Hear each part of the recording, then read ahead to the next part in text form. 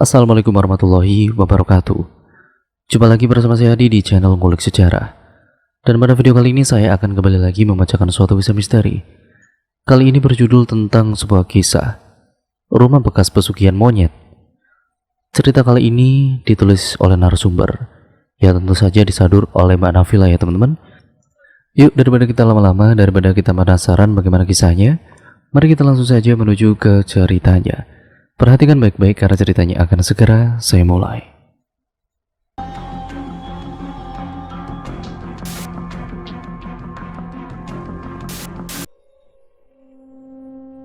Rumah bekas pesugihan monyet. Pada akhirnya, Pak Darman membawa pulang 2 lembu yang berukuran sangatlah besar. Ia lalu mengundang seluruh warga dari dusun ke dusun untuk menghadiri tahlil dan kirim doa atas 40 hari kematian Ina.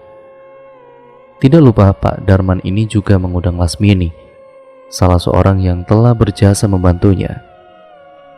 Gemuruh petir malam itu seakan turut serta menyambut berkabungnya si gadis malang yang menjadi korban pesugihan kedua orang tuanya, disusul rintikan gerimis yang kian lama menjadi buliran air deras, kini telah mengguyur perkampungan kecil itu.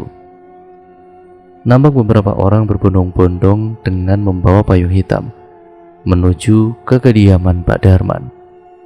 Hujan kian lama kian deras, namun tidak menyurutkan niat warga kampung untuk tidak menghadiri undangan tahlil dari keluarga Pak Darman ini. Ditambah lagi makanan tahlil yang dibuat istrinya terlihat sangat sedap dan menggiurkan. Beberapa warga tidak ingin melewatkan kesempatan itu, karena tidak jarang dari mereka yang setiap harinya harus mengirit menahan untuk membeli daging sapi yang bisa dibilang harganya cukup mahal dan menguras kantong mereka. Apalagi pekerjaan sebagian dari mereka adalah seorang petani, penggarap sawah orang, beberapa lainnya adalah seorang pemulung dan tukang membersihkan sampah dari rumah ke rumah. Sehingga warga di sana ini tidak mau melewatkan kesempatan yang datangnya ini, ya juga tidak mungkin sampai 2 kali. Awal mulanya, acara tahlilan berjalan dengan lancar, tapi tiba-tiba angin kencang seperti tengah mengitari kediaman dari Pak Darman. Krak, krak. Suara burung gagak bersautan di atas atap rumah yang hampir reot itu. Beberapa orang yang menghadiri acara tahlil itu mulai berkedip ketakutan. Seorang perempuan yang membawa anak kecil, mungkin usianya sekitar 3 tahunan, tiba-tiba saja menangis, sambil tangannya ini terus menunjuk ke arah Pak Darman dan istrinya. Cup, kenapa toh kamu leh? Kok mendadak jadi rewel begini? Ucap sang ibu sambil menenangkan anaknya yang menangis seperti tengah ketakutan. Setengah dari mereka mulai berbisik. Ada yang bilang jikalau rumah dikelilingi burung gagak maka akan ada sanak saudara atau keluarga yang akan meninggal dunia. Lasmini yang dari tadi diam dan duduk bersantai, kini dirinya telah berdiri dengan membawa sapu ijuk, lalu mengibas-ibaskan sapu itu ke arah burung-burung gagak itu. Dengan sekejap, burung gagak itu telah pergi meninggalkan rumah itu. Bu Darman yang melihat tingkah aneh Lasmini lalu menghampirinya. Mbak Yu, ono apa toh Mbak Yu? Tanya Bu Darman penasaran. Raja siluman monyet ada di sini. Dia tidak suka jika kalian mengadakan pengajian seperti ini. Dia marah, makanya dia datang ke sini, kata Lasmini yang memberi penjelasan kepada Bu Darman dengan setengah berbisik, takut pembicaraannya akan didengar oleh banyak orang. Lalu, bagaimana ini Mbak Yu? Para warga juga sudah terlanjur berkumpul di sini, tanya Bu Darman dengan gugup. Sudah, cepat segera selesaikan pengajian ini, sebelum Raja Siluman Monyet itu semakin marah dan membunuh kalian berdua sebagai tumbal berikutnya, tutur Lasmini, kemudian kembali duduk dengan beberapa wanita lainnya. Akhirnya ya Bu, selesai juga tahlilnya, ujar Pak Darman kepada istrinya sambil membanting badannya ke tempat tidur. Pak, lain kali jangan ada acara seperti ini lagi ya, ketus Bu Darman dengan nada marah. Iya Bu, maaf, sahut Pak Darman. Brak! Tiba-tiba jendela kamar mereka ini terbuka dengan sendirinya. Asap hitam tebal mengelilingi kamar mereka, ditambah hembusan angin dingin yang menusuk kulit membuat badan Bu Darman dan juga Pak Darman ini menggigil kedinginan. Mereka yang telah mengetahui bahwa Raja Siluman Monyet datang, segera bersujud dan meminta ampun atas kesalahan yang telah mereka perbuat. Karena geram dengan perilaku Pak Darman dan istrinya, Raja Siluman Monyet itu lalu mencari Joko, anak laki-lakinya yang akan dibawa sebagai tumbal untuk menggantikan atas apa yang telah dilakukannya. Pak Darman ini memohon. Dia bersimpuh sembari menangis histeris. Ia mengatakan berulang-ulang kali bahwa ia akan berjanji tidak akan mengadakan doa ataupun perjanjian lagi di rumahnya. Ia berharap bahwa jin yang berada di depannya itu masih iba padanya dan akan mengampuni nyawa anak lelakinya itu. Namun jin adalah jin. Hatinya tiada kata iba ataupun belas kasihan, karena ia sendiri juga terbuat dari api. Jika sudah tersulut, maka semuanya akan ikut terbakar. Begitupun dengan perjanjian yang telah dilakukan kedua dimensi itu. Jin menakutkan itu lalu berubah menjadi asap hitam tebal yang menyelimuti kediaman mereka, lalu mengitari rumah itu dengan niat mencari keberadaan Joko. "Pak, Bu, tolong Joko, Bu," teriak Joko yang pada kala itu tubuhnya sudah melayang terbawa asap tebal itu. Beberapa kawanan monyet mulai berkumpul di ruangan kamar Pak Darman. Seketika tubuh Joko ini dihempaskan dari atas ke bawah oleh Raja Siluman Monyet. Darah mengalir deras terlihat dari kepala Joko. Ia masih bernafas, namun keadaannya sudah begitu lemas. Bu Darman ini kemudian berlari, lalu merengkuh tubuh putranya yang tidak berdaya. Tangisannya terisak pilu memenuhi ruangan itu. Terdengar sayup-sayup Joko ini berkata untuk terakhir kalinya kepada kedua orang tuanya, "Pak, Bu, sekarang apa kalian sudah puas? Aku harap akulah yang terakhir. Jangan ada lagi yang menjadi korban kebiadaban kalian. Selamat tinggal," serunya lalu mengembuskan napas panjang dan menutup mata untuk selama-lamanya. "Joko, putraku, tidak. Sudah cukup, aku sudah kehilangan kedua anakku. Aku tidak ingin meneruskan pesugihan ini lagi," ucap Bu Darman dengan serentak. Ia berkata tanpa berpikir panjang di hadapan suami dan pimpinan para monyet itu. Raja Siluman Monyet itu bertambah marah mendengar ucapan istri Pak Darman. Ia lalu mencekik istri Pak Darman dengan kuku hitam panjangnya erat-erat, sehingga napas Bu Darman ini menjadi tersengal. Kakinya dihentakkan berkali-kali karena tubuhnya ini telah terangkat ke atas. Pak Darman yang melihat kejadian mengerikan itu langsung memohon meminta ampun atas nama istrinya. "Tolong ampunilah nyawa istriku. Aku berjanji tidak akan mengatakan hal itu lagi." Lalu kemudian ia bersujud kepada jin itu agar istrinya bisa segera dilepaskan. Brak! Tubuh Bu Darman ini ambruk seketika dan ditangkap oleh suaminya. Lalu dibaringkannya tubuh itu di atas ranjang. Sedangkan kini mayat Joko sudah tidak berbentuk lagi.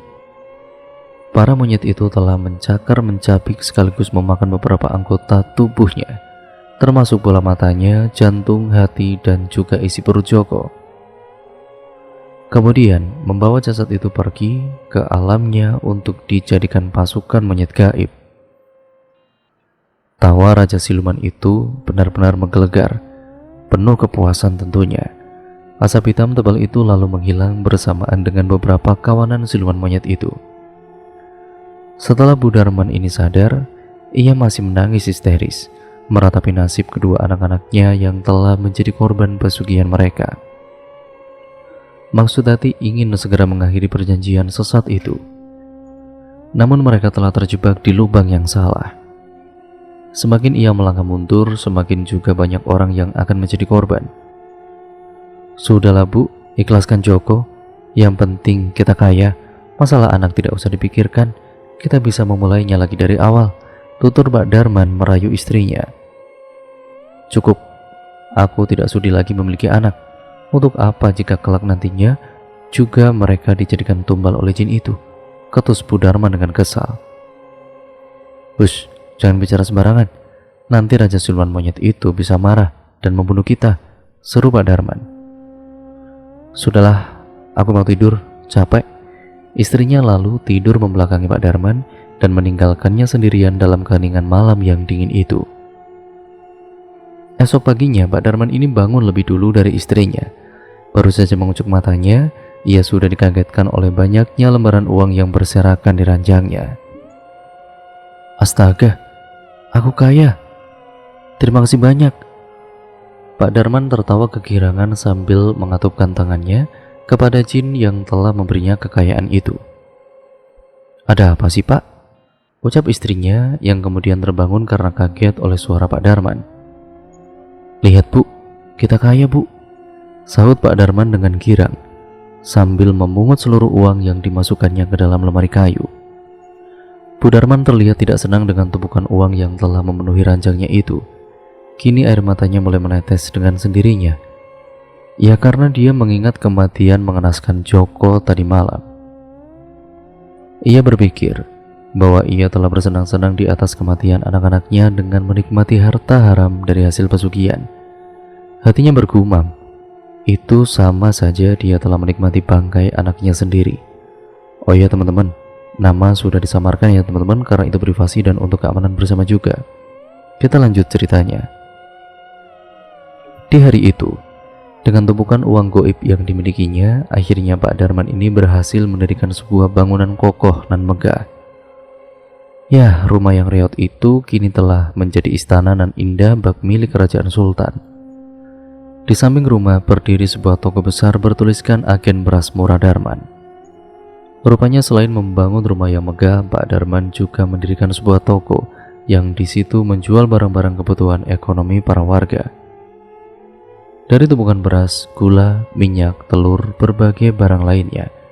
Awal pembukaan toko itu sudah ramai dan dipadati oleh pengunjung. Ratusan pembeli berganti berdatangan dan pergi ke toko itu. Mungkin karena harganya yang murah dan kualitasnya juga terjamin. Kian hari, kabar itu tersebar sampai ke kampung sebelah, kampung tempat Lasmini tinggal. Berita itu kini sudah terdengar ke telinga Lasmini. Itu pula yang membuatnya merasa iri, karena ia sendiri juga berjualan sama persis dengan yang dijual oleh Pak Darman. Bahkan sebelum toko Pak Darman dibuka, toko Lasmini lah yang menjadi toko satu-satunya yang berada di daerah itu dan merupakan toko yang terbilang cukup besar dan juga paling laris. Dulu banyak warga dari kampung sebelah yang berbondong-bondong datang ke tokonya untuk membeli keperluan rumah tangga. Namun, kian hari dengan memanfaatkan keramaian tokonya, Lasmini sengaja menaikkan harga barang yang dijualnya dan juga terlalu mengambil untung yang berlebihan. Mau tidak mau, para pelanggan tokonya Lasmini itu harus rela merogoh saku celananya dalam-dalam untuk sekedar membeli barang kebutuhan yang mereka perlukan. Hingga pada akhirnya, semua pelanggannya kini berpindah tempat membeli ke toko Pak Darman. Sedangkan Bu Darman semakin hari kondisi mentalnya semakin membaik. Dan pada hari itu juga, ya kali pertamanya ia ini keluar rumah dan bertatap muka langsung dengan warga sekitar. Suatu ketika, ada seorang pembeli yang menanyakan keberadaan Joko, si anak sulungnya. "Mbak, minyak 2 kilo ya?" pinta si pembeli itu kepada Bu Darman. "Ah, nggih sekedap, bentar ya," sahutnya, lalu kemudian Bu Darman memberikan barang itu kepada pelanggannya. "Joko kemana Mbak? Kok nggak kelihatan?" tanya pembeli itu, yang memang akhir-akhir ini jarang melihat keberadaan Joko. Biasanya, dia selalu kelihatan bermain bola di lapangan dengan kawan-kawan sebayanya, termasuk juga anak dari si pembeli tersebut. Mbak tersambar petir di siang bolong, kini hati Bu Darman kembali hancur. Setelah sekian lama, ia menata hati dan juga memberanikan dirinya untuk melupakan peristiwa mengenaskan itu. Namun, kini kisah pilu itu diungkit kembali, membuat hati Bu Darman ini seperti tersayat 1000 belati tajam jika mengenangnya. Bu Darman terpaku, matanya ini mulai berkaca-kaca. Ia tidak tahu jawaban apa yang mesti ia lontarkan untuk menepis pertanyaan pembelinya itu. "Joko lagi di kampung sama neneknya Mbak," seru Pak Darman yang tiba-tiba datang dengan mobil sedannya dan seperti habis membeli barang kebutuhan yang telah habis di tokonya itu. "Oh begitu ya Pak? Maaf ya saya tidak tahu. Kalau begitu saya permisi dulu," ujar si pembeli itu, kemudian pergi meninggalkan halaman toko Pak Darman. Selesai menurunkan barang dagangannya, Pak Darman lalu menghampiri istrinya yang masih berdiri dengan tatapan sendu. Kian lama bulir air matanya mulai menetes. Pak Darman ini mencoba mendekati istrinya dan menghapus setiap tetes air mata yang jatuh dengan jari jemarinya, sambil satu tangannya ini membelai pundak sang istri dan berniat menguatkannya. "Yang sabar Bu, ikhlaskan," ucap Pak Darman dengan gampangnya. Istrinya hanya mengangguk pelan tanpa menjawab kata-katanya. Baginya, memang tidak mudah melupakan hal yang begitu membuat hatinya rapuh. Namun inilah pilihan mereka. Jadi, mereka harus menerima setiap resiko yang harus mereka tanggung. Nasi sudah menjadi bubur dan tidak akan pernah kembali menjadi nasi lagi. Petang telah menyambut, kini Bu Darman harus menutup tokonya sebelum malam tiba. Saat hendak menutup pintu toko, ada seorang wanita tua memakai tongkat sebagai alat bantu untuk berjalan. Terlihat rambutnya yang sudah memutih dan digelung rapi. Dari gelungan itu, terlihat sebuah tusuk konde emas sebagai pengait agar gelungannya tidak mudah lepas. Bajunya terlihat lusuh dan compang-camping, serta tatapan matanya tajam ke arah Bu Darman. Kian dekat wajah wanita itu terlihat jelas. Bu Darman yang kala itu tidak mempunyai kecurigaan terhadapnya, menganggapnya seperti layaknya pembeli biasa dan melayaninya dengan sepenuh hati. "Beli apa Bu?" tanya Bu Darman dengan lembut. Ia teringat akan almarhumah ibunya yang telah tiada. "Gula sekilo." "Gula 1 kilo," ucapnya datar. Pandangannya menelisik dengan teliti setiap sudut bangunan toko itu, sambil sesekali matanya ini tertuju pada rumah megah yang baru dibangun itu. Wanita tua itu seperti merasakan sesuatu yang janggal terjadi. Setelah Bu Darman selesai mengambil barang keperluan wanita tua itu, ia sesegera mungkin menyerahkannya kepadanya. Karena waktu juga sudah menjelang petang, ia juga harus segera menutup tokonya. Saat hendak memberikan sebungkus gula yang ditentengnya kepada wanita tua itu, tiba-tiba tangan Bu Darman ditarik dan dicengkram erat oleh wanita tua itu, membuat Bu Darman mengerang karena kesakitan. "Ngalio, mandeko, utawa kowe bakalan mati, hahaha. Pergilah, berhentilah, atau kamu akan mati, hahaha," seru wanita tua itu disertai gelak tawa yang menakutkan. Dengan raungan muka yang kesakitan, Bu Darman ini mengernyitkan dahinya, tanda tidak paham dengan perkataan wanita tua yang ada di hadapannya itu. "Maksud kamu apa tuh Bu?" "Aduh Bu, minta tolong Bu, lepasin tangan saya Bu, sakit Bu," ujar Bu Darman merengek. "Bu, ayo masuk, jangan diladenin, itu orang gila," bentak Pak Darman dari luar rumahnya. Bersamaan dengan itu, wanita misterius tersebut melepas cengkramannya. Secepat mungkin Bu Darman ini menutup tokonya dan berhamburan lari ke rumahnya. Namun dengan tertatih-tatih, wanita tua itu malah mengikutinya dari belakang dan melemparkan gula yang telah dibelinya tadi di hadapan mereka berdua sambil tertawa cekikikan lalu pergi. "Dasar wong gendeng," seru Pak Darman kesal lalu mengajak istrinya untuk masuk ke rumah. Petang rupanya telah menjelma.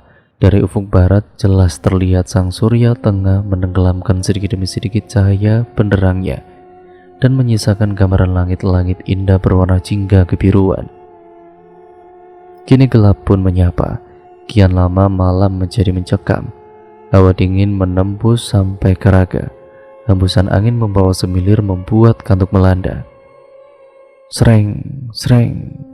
Rupanya Bu Darman tengah menyiapkan makan malam untuk suaminya. Dicium dari baunya saja masakannya terlihat sedap sekali. "Wah, Ibu masak apa nih?" tanya Pak Darman sambil hidungnya mengendus aroma masakan buatan istrinya itu. "Nasi goreng mawut Pak," sahut Bu Darman. Enak ini kayaknya. Sudah lama sekali kita tidak makan seperti ini ya Bu. Cepat bawa ke meja makan Bu. Aku sudah lapar, suruh Pak Darman. Selesai masakan dihidangkan, keduanya kemudian berdampingan di ruang makan. Bu Darman terlihat menyidukkan nasi di piring suaminya dan menuangkan segelas air putih. Tak lupa buah segar menjadi penutup makanan mereka. Dengan lahapnya Pak Darman ini memakan masakan buatan istri tercintanya. Namun berbeda dengan istrinya, ia merasa di ruangan itu masih ada yang kurang. Rasanya hampa, sunyi dan juga sepi. Ya, rumah sebagai itu tiada artinya buatnya tanpa kehadiran tawa seorang anak. Ia melamun, tatapannya kosong. Tidak terasa buliran air kini jatuh dari kelopak matanya. Perlahan, kian lama, makin deras seperti aliran air sungai. Piring yang ada di depannya menjadi basah karena derayan air matanya. Pak Darman yang melihat istrinya menangis memberhentikan sejenak aktivitas makannya. Ia lalu mengusap pipi sang istri dengan lembaran tisu kering itu. Ada apa toh Bu? Kenapa gak ikutan makan? Tanya Pak Darman. Istrinya lalu menyandarkan kepalanya ke pundaknya. Pak, aku rindu dengan anak-anak, balasnya dengan lirih. Pak Darman ini menghela nafas panjang. Ia mengerti perasaan seorang ibu pasti berbeda. Ikatan batinnya dengan kedua anaknya teramat kuat. Ia bisa merasakan betapa istrinya sangat terguncang waktu itu. Mungkin sampai sekarang kejadian itu benar-benar masih terlukis di matanya. Sungguh berat, namun itulah pilihan mereka. Kata menyesal selalu datang terlambat. Pak Darman merangkul erat tubuh istrinya. Sudah Bu, ini kan sudah takdir. Mau bagaimana lagi? Ini sudah takdir yang kita pilih. Lupakanlah masa lalu itu dan nikmatilah apa yang telah kita dapat sekarang. Rumah, mobil, uang, semuanya telah kita dapatkan. Mulut para penduduk pun sudah tidak lagi bisa meremehkan kita. Kita punya segalanya Bu. Berterima kasihlah kepada Raja Siluman Monyet. Karena dia kita bisa hidup mewah seperti ini, tutur Pak Darman tanpa rasa iba dan rasa bersalah. Tapi Pak, belum selesai Bu Darman meneruskan kata-katanya. Pak Darman ini tiba-tiba menjadi emosi. Sudahlah Bu, kalau kamu mau begini terus terserah. Toh kamu juga menikmati harta dari pesugihan ini kok. Besok aku ada urusan. Aku mau mencari orang untuk mengurus 2 monyet pencetak uangku. Tenagaku itu tidak memadai untuk melayani toko sekaligus merawat binatangku itu. Capek, iya. Kalau kamu sudah selesai makan, ya sudah, tidur. Aku hendak ke kamar dulu, istirahat. Ucapnya kemudian berlalu meninggalkan istrinya sendirian di meja makan. Wah, menarik ini, kata Wawan, salah satu warga dari kampung seberang. Berani aku kalau gajinya besar seperti ini. Lagian aku juga masih nganggur. Bisa buat biaya istriku lahiran nih, ucapnya lagi penuh harap. Semoga lowongan itu belum diisi oleh seseorang. Pagi buta, Wawan ini segera berangkat ke rumah yang akan dituju. Tidak lupa ia berpamitan dulu kepada istri tercintanya yang kini tengah hamil tua. Tentu saja, Dek, Mas berangkat ya.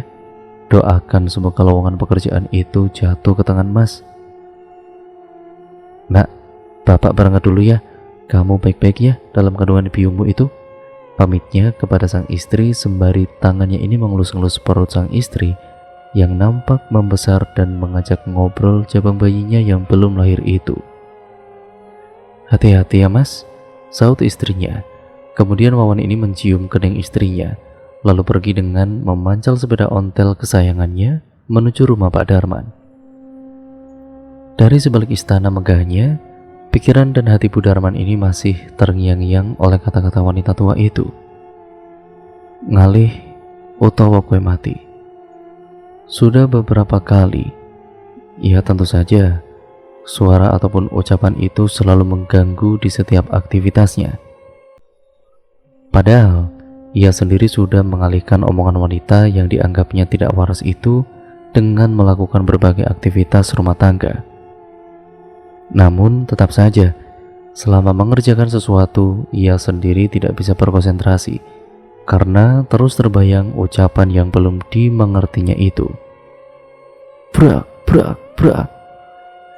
Belum saja selesai melamun, pintu rumah Bu Darman ini seperti diketuk keras oleh seseorang menggunakan kedua telapak tangan. Bersamaan dengan ketukan itu, membuat tidur nyenyak Pak Darman ini terganggu. Sopo to Bu? Mertamu kok nggak duwe unggah-ungguh? Siapa to Bu? Bertamu kok tidak punya sopan santun? Tanya Pak Darman kesal kepada istrinya. Tidak tahu Pak, balas Bu Darman sembari berlalu membukakan daun pintu rumahnya. Betapa terkejutnya Bu Darman, ternyata yang menggedor pintu rumahnya tadi adalah Lasmini. Dia datang dengan muka merah menyala. Emosi jiwanya seperti telah tersulut kobaran api besar yang tidak bisa dipadamkan.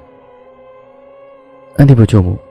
tanya Lasmini tanpa berbasa-basi dengan mengepalkan kedua tangannya seperti hendak meninju seseorang. "Ada apa toh Mbak Yu? Di ruang tamu itu ada apa toh? Kok kelihatannya marah-marah begitu?" sahut Bu Darman dengan heran. Sedangkan Lasmini berkacak pinggang dengan menekukkan mukanya yang masam di depan Bu Darman tanpa menjawab pertanyaannya, lalu kemudian masuk ke rumah tanpa disuruh oleh pemiliknya. Ia langsung meluapkan amarahnya kepada Pak Darman yang kala itu sedang asik menikmati kopi yang sudah dingin buatan istrinya tadi. "Maksudmu opo? Kete nyaingi tutulanku ta? Ojo ngono caramu, ditulung kok malah mendung. Maksudmu apa? Mau nyaingi usahaku ta? Jangan gitu caramu, ditolong kok malah ngelunjak," ucap Lasmini emosi. "Ya maksudnya apa toh Mbak? Monggo duduk dulu," sahut Pak Darman yang masih belum mengerti atas ucapan Lasmini.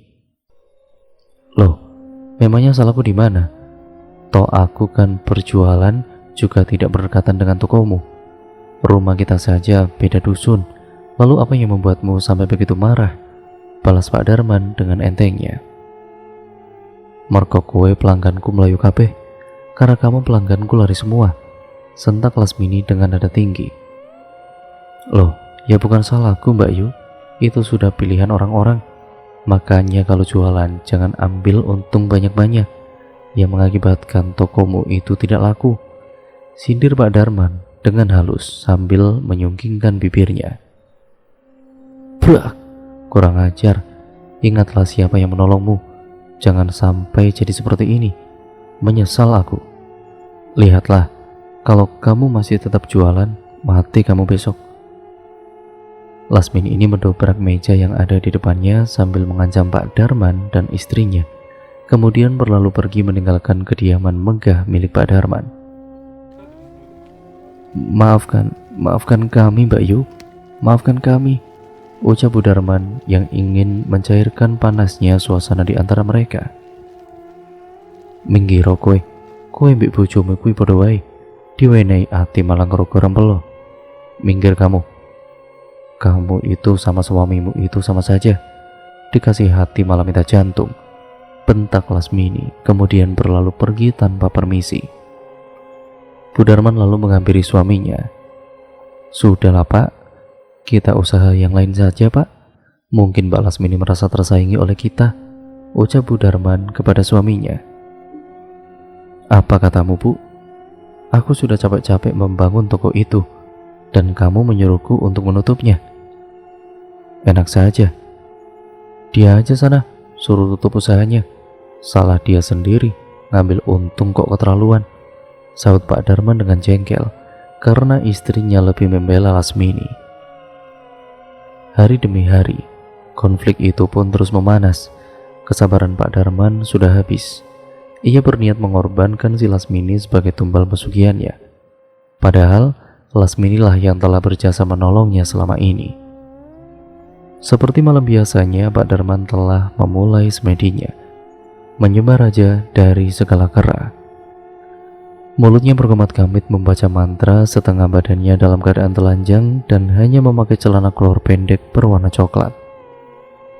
Hush! Angin datang menyebabkan tirai dan jendela, Kedua monyet yang telah dikurung lepas begitu saja. Kian lama, tubuh monyet itu menjadi besar, sebesar ukuran orang dewasa pada umumnya. Ototnya kemudian menyembul. Seiring dengan suara geraman, hewan siluman itu mengeluarkan taring tajamnya dan menyeringai penuh kepuasan. Dari kepalanya juga terlihat ada dua tanduk yang mirip sekali dengan tanduk banteng. Matanya mulai melotot berwarna merah menyala, serta ekornya menjadi sangat panjang. Sesekali siluman itu mengibas-ngibaskan ekornya, hingga tanpa sadar membuat tubuh Pak Darman terhempas di lantai. Lalu kemudian siluman monyet itu berubah menjadi kepulan asap hitam melayang menuju keluar rumah. "Rasakan kau Lasmini, itu karena kau telah berani mengancamku," hardik Pak Darman dalam hati dengan nada kepuasan. Terdengar suara wanita tertawa di ruang tamu milik Pak Darman. Rupanya istrinya sedang menonton acara TV favoritnya. Trut, trut. Tiba-tiba lampu ini berkedip-kedip, kemudian menyala kembali dengan pecah dengan sendirinya. Begitupun TV yang ada di depannya, mati begitu saja. Tengguk leher belakang Bu Darman menjadi panas seperti ada yang meniupnya. Sekelebat bayangan hitam melintas di depannya. Ia tertegun, matanya ini terbelalak. "Apalagi yang mau dilakukan suamiku?" ucapnya dalam hati. Ia lalu segera menghampiri suaminya. Dilihatnya sang suami sedang menikmati sepuntung rokok di atas tempat tidurnya. Bu, mari sini," seru Pak Darman yang melihat istrinya datang tergopoh-gopoh. Namun seperti biasa, Pak Darman sudah tahu akan niat istrinya kemari. Pasti ingin menanyakan ucapannya waktu itu terkait dengan penumbalan Lasmini. Bu Darman ini kemudian duduk di sebelah suaminya. "Pak, apa?" Belum sempat ia menyelesaikan kata-katanya, Pak Darman menutup mulutnya dengan satu jarinya, isyarat bahwa apa yang akan diucapkan istrinya adalah benar adanya. "Pak, tapi Mbak Lasmini kan sudah menolong kita." Kembali istrinya itu mengingatkan Pak Darman akan jasa dari Lasmini. Aku tidak peduli, masa bodoh. Lagian dia sudah dengan seenaknya mengancamku. Sekarang rasakan akibatnya," sahutnya. Bu Darman menjadi diam. Ia tidak bisa melawan suaminya, karena jika ia terus berontak, bisa-bisa dialah yang akan dijadikan tumbal oleh suaminya sendiri. Sedangkan ia juga sudah menikmati harta dari hasil pesugihan itu. Perlahan tapi pasti, kepulan asap hitam masuk ke dalam badan Lasmini yang kala itu sedang tertidur pulas. Sama dengan apa yang terjadi di rumah Pak Darman, monyet piaraan Lasmini juga keluar kandang dengan sendirinya, seperti ada tarikan energi yang sangat kuat dan mendorongnya untuk keluar dari kurungan berbentuk besi itu. Namun, bukannya malah menolong Lasmini, kedua monyet piaraannya malah mulai mencakar dan mencapik tubuh serta wajahnya. Lasmini dituntun keluar dari dalam kamarnya. Brak! Ia menjatuhkan dirinya sendiri dari balkon lantai ketiga rumahnya, lalu bangkit lagi, kemudian menjatuhkan dirinya lagi. Hingga akhirnya monyet siluman itu keluar dari tubuh Lasmini. Saat itu juga darah segar mengalir dari kepalanya, membanjiri seluruh lantai. Kobaran api kemudian menyambut jasad Lasmini. Bersamaan seluruh rumah ikut hangus terbakar beserta harta bendanya. Semua pembantunya berhamburan keluar. "Tolong, tolong!" teriakannya terdengar sampai ke telinga warga. Segera mungkin seluruh warga ini mencoba memadamkan kebakaran api yang sudah mulai membesar itu. Beberapa di antaranya membawa ember dan timba yang berisi air lalu disiramkan ke arah kobaran api. Dan yang lainnya hanya menonton saja, menyaksikan kejadian yang mengejutkan itu. "Loh, Neng, di mana Mbak Lasmini? Juragan kalian?" tanya Pak RT. Kami tidak tahu Pak RT. Kami panik dan langsung menyelamatkan diri masing-masing," seru salah seorang pembantu muda yang bekerja pada Lasmini dengan terbata-bata. Waduh, semoga saja Lasmini sudah keluar dari kebakaran itu, karena kalau belum sudah terlambat pula bagi kita untuk menyelamatkannya. Kita akan tidak mungkin membahayakan diri kita sendiri melewati kobaran api sebesar itu. Jelas Pak RT pada sebagian warganya. Semua menganggukkan kepalanya, tanda setuju akan ucapan pemimpin desanya itu. Dirasa sia-sia, para warga mulai kelelahan menyiram air ember demi ember ke arah kobaran api itu. Mereka terlihat letih lalu pasrah akan keadaan rumah megah itu beserta seisinya yang tidak bisa diselamatkan lagi tentunya.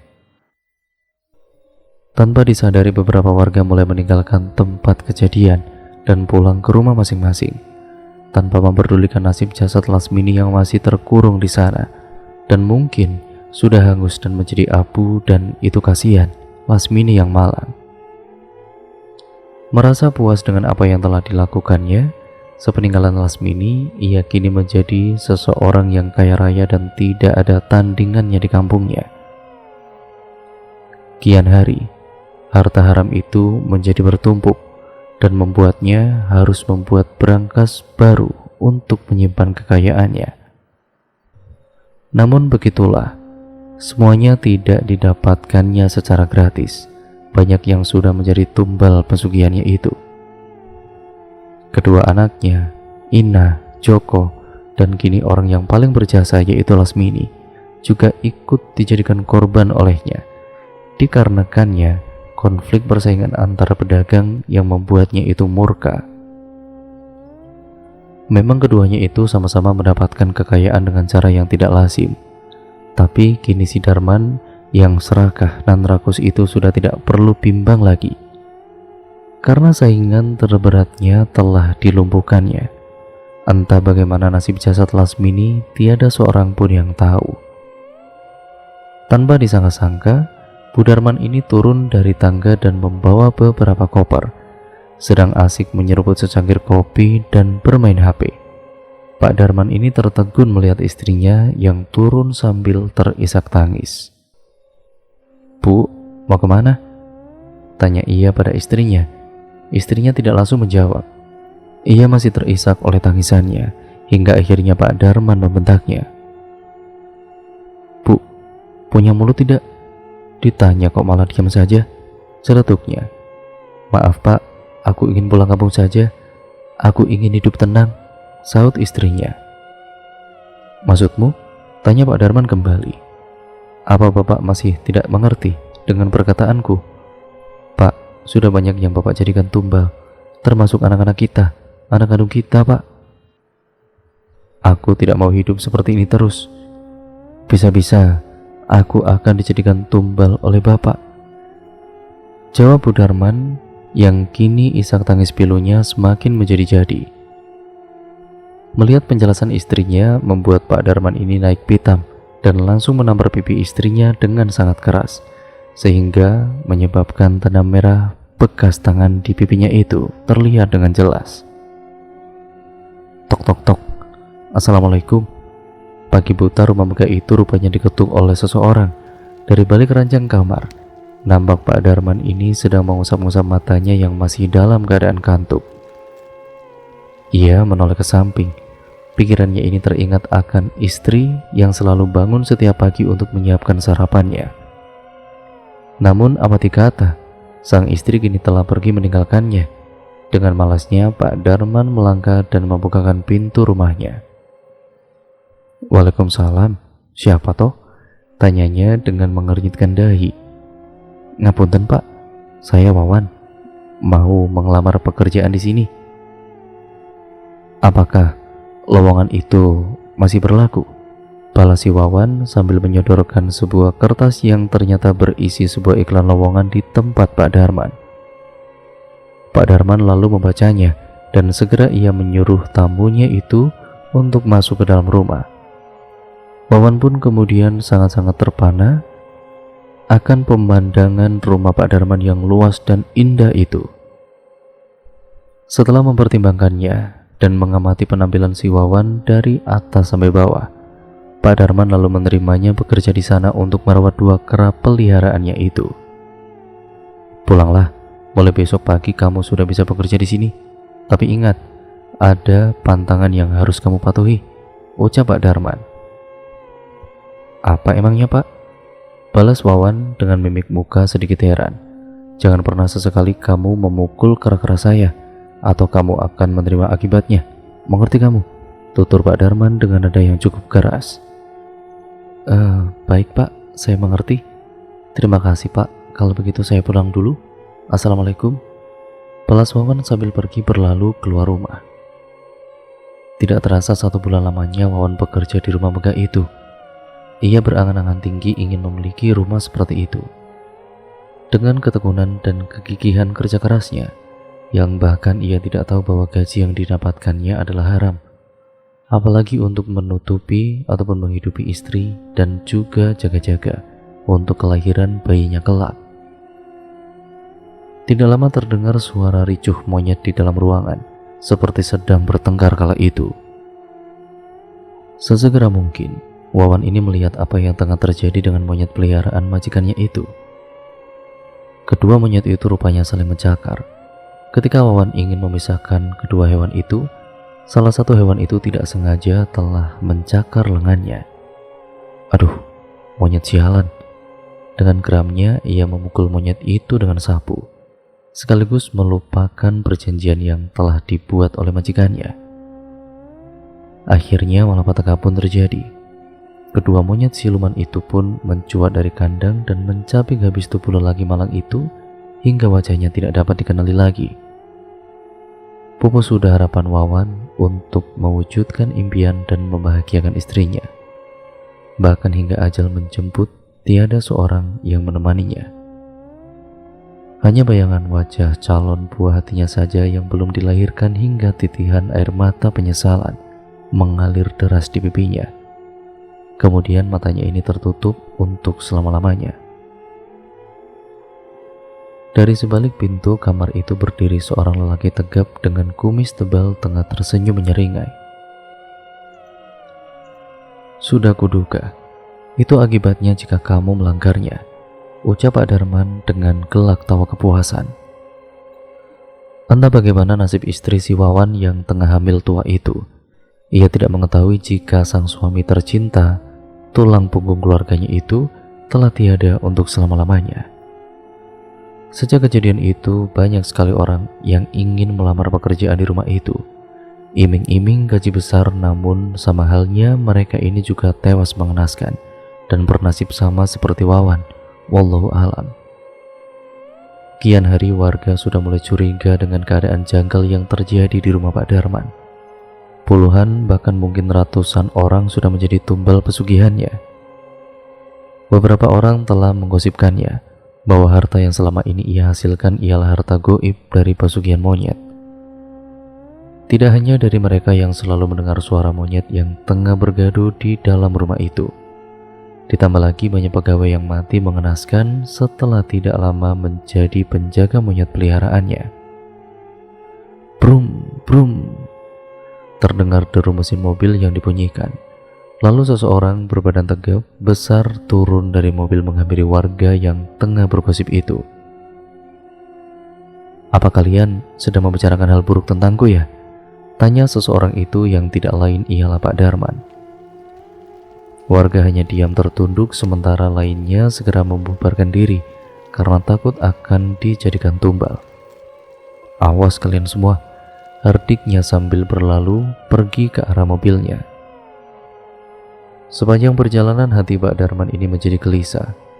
Wah, sial, mereka telah mengetahui semuanya. Bagaimana ini? Apa yang harus aku lakukan?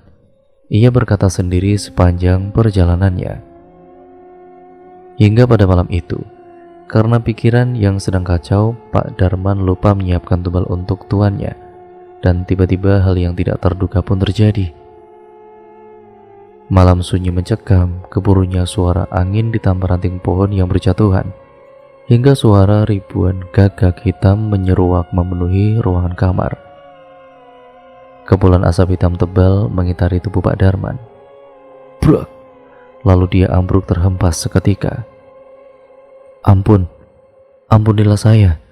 Beri saya kesempatan lagi. Saya berjanji saya tidak akan lalai lagi dalam memberikan tuanku untuk tumbal itu. Dengan derap nafas menggebu-gebu, ia memohon ampun kepada raja dari segala siluman kera yang telah lama dipujanya itu. Wah, auman panjang, mata memerah, tawa menggelegar, membuat siapa saja takut melihatnya. Walau sekeras apapun Pak Darman ini menyembah meminta ampunan, namun rupanya sang raja siluman itu tidak menggubrisnya. Ia malah menyuruh ribuan kera untuk mengeroyok dan juga mencapiknya sebagai ganti tumbal malam ini. Ah, sakit, ampun. Teriakannya semakin terisak tatkala tubuhnya ini telah dicabik dan dilumat habis oleh ribuan kera. Sedang kera lainnya tengah membelah dada Pak Darman dan menikmati jantungnya. Sebelum ia menutup matanya untuk yang terakhir kalinya, ia sempat melihat ke arah siluman yang telah lama dipujanya itu. Taring yang panjang, pulunan lebat, serta senyum menyeringai menandakan kepuasan di hati siluman itu. Sempat pula Pak Darman ini membayangkan wajah kedua anaknya yang telah pergi mendahuluinya, Inah dan Joko, yang telah tega ia tumbalkan demi kekayaannya. Lalu matanya ini tertutup untuk selama-lamanya. Itulah karma yang harus ditanggungnya. Siapa yang menabur angin pasti akan menuai badai. Begitu pula yang terjadi pada nasib Pak Darman. Belum selesai sampai di sana, rupanya mayat Pak Darman segera dibawa pergi ke alam goib. Hingga sampai sekarang warga sekitar tidak mengetahui di mana keberadaannya. Lalu kemudian buru-burulah senja itu Pak Handoko dan juga Mang Kadir segera pergi menuju rumah Ustadz, yaitu Ustadz Hidayat, untuk meminta pertolongan. Dengan berjalan tertatih serta dibopong Mang Kadir, luka teramat sangat dialami oleh Pak Handoko. Bukan semata-mata karena sakit fisik yang dirasakannya, namun juga karena putri sematawayangnya Aruna telah menghilang secara misterius. Tanpa alas kaki, mereka ini berdua berjalan menyusuri pekatnya malam. Hembusan angin membuat bulu kuduk mereka berdiri. Guncangan dahan ranting pepohonan seakan menandakan bahwa ada sepasang mata yang tengah mengawasi pergerakan mereka. Hihihi. Dan terdengar suara wanita tertawa kecil tanpa wujud. Sejenak mereka ini berdua menghentikan langkahnya dan mencari sumber suara tersebut. Mang Kadir menengok ke kanan, ke kiri, atas dan bawah, namun mereka tidak menjumpai sosok itu. Sedangkan Pak Handoko hanya meringis kesakitan, menahan perih luka di bagian tubuhnya. Ah, demit! Tiba-tiba Mang Kadir ini memaki ketakutan dan berjalan ke arah salah satu pohon tempat Pak Handoko menyandarkan tubuhnya. Dengan secepat kilat, segera Mang Kadir ini meraih tubuh yang masih lemas itu dan bangkit meninggalkan tempat terkutuk itu. Ada apa, Tomang? Tanya Pak Handoko mengernyitkan dahi. Hantu, Pak, hantu. Ada Mak Kun tertawa terbahak-bahak di atas pohon besar. Impuhnya sambil jari telunjuknya menunjuk ke arah yang dituju. Pak Handoko ini memastikan ucapan Mang Kadir dengan menengok ke arah belakang. Namun di sana sudah tidak ada siapa-siapa. Kemudian mereka ini melanjutkan perjalanan ke rumah Ustadz Hidayat. Assalamualaikum, kula nuwun, seru Mang Kadir dari luar. Waalaikumsalam. Enggih, monggo sekedap. Terdengar suara seorang lelaki menyaut dari dalam rumah. Malam sunyi dan kelam, semoga saja menjadi malam terakhir untuk memecahkan misteri ini, seru Mang Kadir dalam hatinya. Monggo, ikut saya, Pak. Seraya Pak Ustadz ini mengajak keduanya untuk sesegera mungkin mengikuti arah kakinya melangkah. Srek, srek, srek. Begitulah bunyi derap langkah mereka yang berjalan di atas daun-daun kering yang menyusuri lebatnya hutan yang dilalui Mang Kadir dan Pak Handoko tadi. Ustadz Hidayat merasa bahwa ada makhluk tidak kasat mata yang memperhatikan mereka sedari mereka keluar dari rumah tadi. Kemudian, tanpa basa-basi, Pak Ustadz ini langsung saja menyapitkan sorban yang dikalungkan di lehernya, sembari mulutnya ini berkomat-kamit membunyikan lantunan ayat suci Al-Quran. A'udzubillahi minasyaitonirrajim. Kalian berdua menyingkirlah dahulu. Begitulah pintanya kepada Mang Kadir dan juga Pak Handoko. Tidak memerlukan waktu yang lama, akhirnya Ustadz Hidayat pun bisa mengendalikan suasana yang tadinya suram, penuh mistis menjadi tenang, seperti sedang tidak terjadi apa-apa. Kemudian mereka bertiga melanjutkan perjalanannya menuju kediaman besar Pak Darman yang sekarang ini telah resmi dibeli oleh Pak Handoko. Setibanya mereka di sana, gerbang rumah tiba-tiba saja terbuka dengan sendirinya. Rupa-rupanya kedatangan mereka ini telah disambut oleh penghuni asli rumah itu. Mang Kadir mundur perlahan tanpa disadari celananya ini basah oleh air kencingnya sendiri karena ketakutan yang luar biasa. Pada saat ini dia melihat penampakan asli dari Pak Darman. Kepala yang remuk, kedua bola mata yang hampir keluar dari wadahnya, serta dada yang dirobek, membuat siapapun yang melihat akan lari terbirit-birit.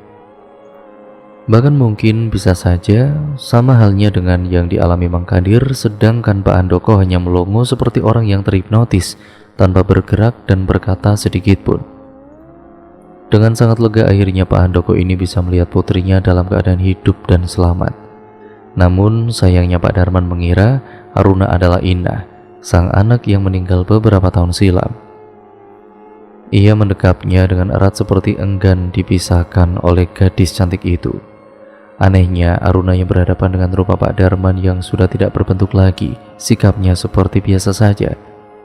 Tanpa takut atau menangis sedikit pun, ia menurut saja saat didekap oleh sang pemuja pesugihan itu, karena mungkin Aruna lebih tahu apa yang tengah terjadi sebenarnya. "Papa, aku kangen sama mama sama papa," seru Aruna kepada papanya yang masih berdiri dengan isak tangis yang di pintu gerbang itu. Perlahan tapi pasti, kini ia mulai mengumpulkan nyalinya untuk mendekati anaknya dan membawanya pulang kembali bersamanya. Tapi tidak semudah yang dia pikirkan. Pak Darman amat murka saat tahu ada yang ingin membawa gadis cantik itu pergi darinya. Ia berniat ingin melukai Aruna jika Pak Handoko tetap saja mendekatinya. Jangan bunuh anakku. Katakan apa maumu sebenarnya. Tolong, kembalikanlah putriku," ucap Pak Handoko memohon dan berlutut dengan isak pilunya. "Percuma saja Pak, ia tidak mengerti apa yang kita katakan, karena dia telah menjadi pengikut abadi iblis," kata Ustadz Hidayat, menyela dan juga membuat kaget Mang Kadir. "Lalu apa yang harus kita lakukan Pak Ustadz untuk menyelamatkan putri Pak Handoko?" tanya Mang Kadir. Sambil menghela nafas panjang, lalu Ustadz Hidayat itu pun berkata, "Pulanglah kalian, tunggu saja di rumah, sementara aku akan tetap di sini."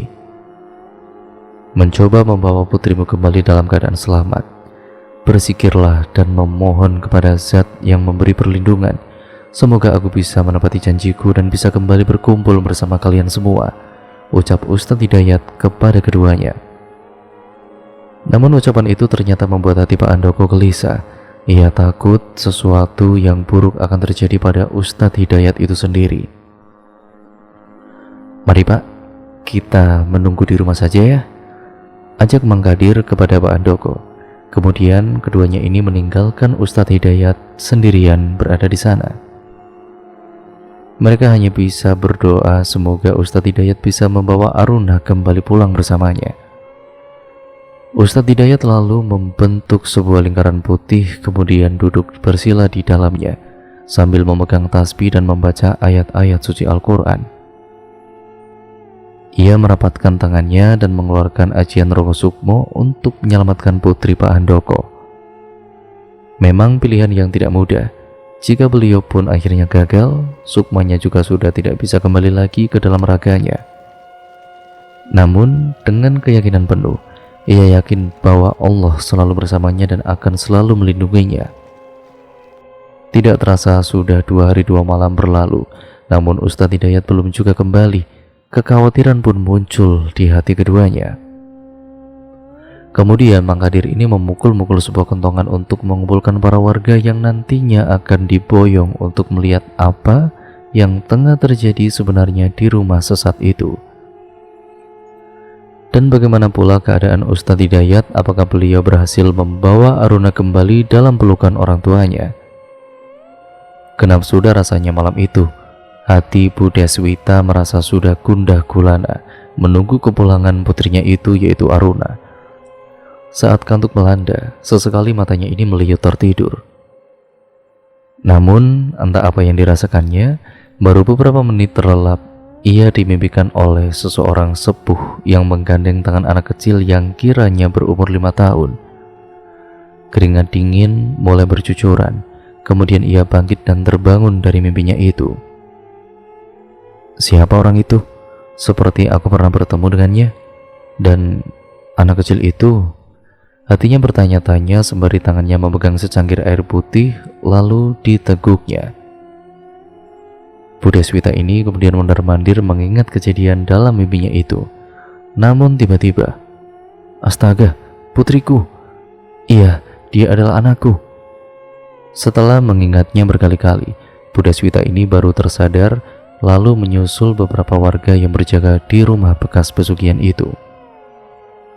Sementara keadaan di sana, warga sangat syok dan kehilangan. Bagaimana tidak, sesepuh desa itu telah mengorbankan hidupnya demi membawa pulang seorang anak kecil. Ya, Ustadz Hidayat kini telah berpulang ke pangkuan ilahi. Kematiannya pun bukan tanpa sebab. Beliau kehabisan tenaga karena pertempuran yang begitu hebatnya. Namun, kematiannya tidak sia-sia. Beliau berhasil membawa pulang Putri Handoko dan Deswita. Keberaniannya akan selalu dikenang. Kisah Aruna yang diculik Pak Darman kini masih menyisakan misteri. Konon dari cerita warga setempat, Pak Darman menculiknya karena wajahnya sangat mirip sekali dengan putrinya, Inah, yang meninggal beberapa tahun silam karena ia jadikan tumbal pesugihan monyetnya. Kepulangan Aruna pun ternyata belum menjadikan desa itu aman dan tentram.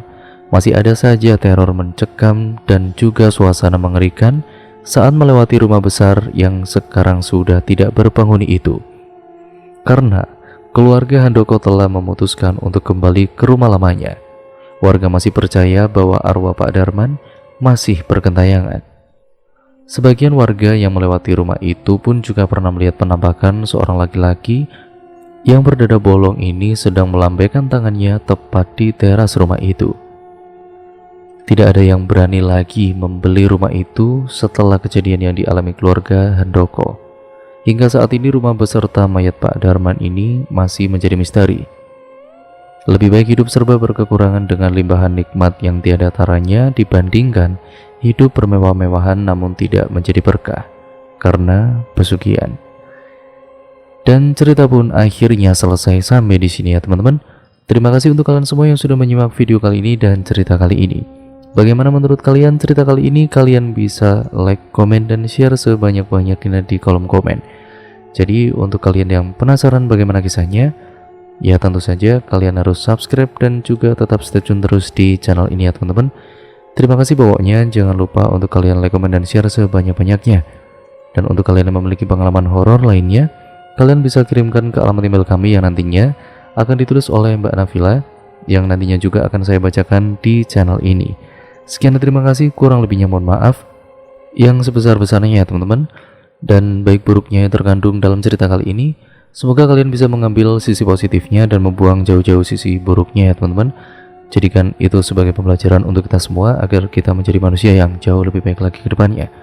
Sekian video ini saya akhiri, sampai berjumpa di video terbaru selanjutnya dari channel ini. Wassalamualaikum warahmatullahi wabarakatuh.